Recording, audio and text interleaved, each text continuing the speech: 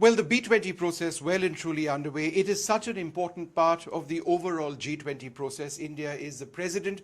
But in terms of bringing in the inclusion of people around the world, ensuring that there is greater prosperity and looking at digitalization as well, that's all a key part of what B20 is all about. We've got a wonderful guest with us, the president of Microsoft. Thanks very much, Mr. Smith, for being with us. Thank you. India has a wonderful digital sort of process. You know, we've got digitalization happening at so many levels. Is that a model you think that works elsewhere as well?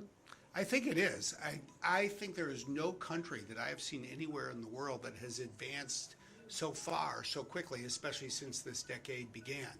And I think from our perspective at Microsoft, what we see is not only what, say, the digital public infrastructure is doing for India, what it can do for the world, it can do even more now that we're bringing more AI to it. And if we're talking about AI, and I must, I mean, there is hardly anybody who knows more about AI. The big concern is that at one level it suppresses growth, for example, of children who now rely on AI increasingly. How would you respond to those concerns? Well, I think AI is a tool. It's a tool that can help people think smarter. They can find answers more quickly.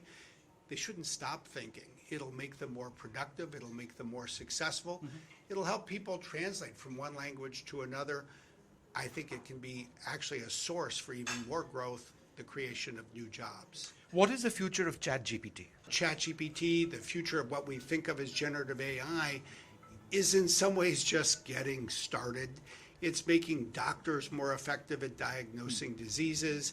It's helping us find new drugs to cure disease. It will be tutors for our students. It'll be tutors to help parents work with their kids.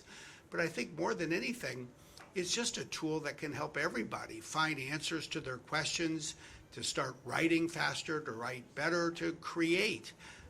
It will, I think, be as important to the future of knowledge as, say, the printing press was literally 500 years ago. When does AI start getting dangerous? Well, I think our goal is to ensure that it does not become dangerous. We have to ensure that AI always remains under human control. And the best time to start is now, to put in place safeguards, to put in place safety brakes for companies that are creating it to do it responsibly. It's the right time for us to start focusing on new laws and regulations as well. And that has to be an international effort. I think it has to be an international effort, and it will be an effort in each country. I think India will play a critical role, but I think the world needs to come together. How would you respond to those who've actually looked at AI technology very, very closely and said that, no, there is sentience already in place based on some of the responses they're getting? People, for example, some who've been retrenched in other companies, et cetera, et cetera. Are their concerns not real? I think that AI is not magic. It's not an independent source of knowledge or reasoning. It's not sentient. It's math. And I think that there may be a distant future when it's different, but that too is a reason for us to focus now on how we ensure that this technology serves humanity, that it remains under human control. We have time to address this, but there's no time like the present to get started and move quickly. And a final question to you, your company's abiding interest in India. Could you tell us a little bit more about that?